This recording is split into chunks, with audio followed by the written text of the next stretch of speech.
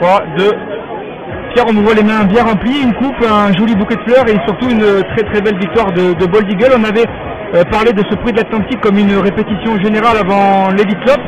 On ne s'attendait pas forcément à avoir autant de monde aujourd'hui sur l'hippodrome et en termes d'ambiance, c'est bien qu'il y en ait eu parce que sur le ballon, on sait qu'il y a une très forte ambiance. Aujourd'hui, il n'y a pas que Bold qui a gagné. Je pense que les courses aujourd'hui ont gagné quelque chose parce que même s'il n'y avait pas beaucoup de suspense au niveau sportif, là on sent vraiment que les gens qui sont venus, j'exagère peut-être, mais presque en communion avec les chevaux et ça c'était vraiment très agréable. Le cheval, on l'a vu, c'est littéralement baladé. Franck Nimard n'a pas débouché les oreilles, pas rabattu les œillères. Piste plate, c'est vrai qu'il est assez sensationnel. Si vous regardez, il a couru 3 fois piste plate, une fois sur la petite piste de Vincennes, avec un numéro en deuxième ligne à l'autostart, il a battu le record général de la petite piste.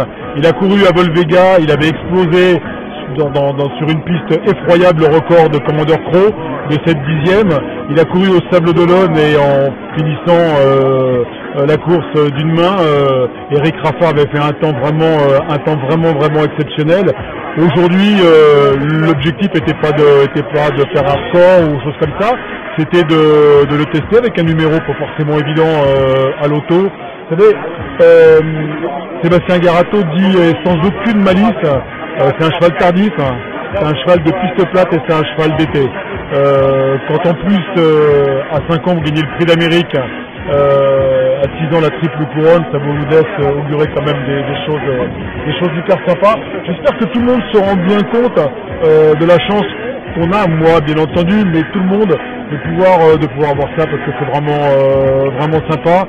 Et puis même si des fois l'entourage peut être un peu maladroit dans des propositions, d'aller courir à droite, à gauche, c'est toujours... Vous regrettez ces propositions ou pas? Oui, je regrette d'avoir fait ça parce que ça a été mal compris. Il y a beaucoup de gens qui ont dit Pilarski il a envie de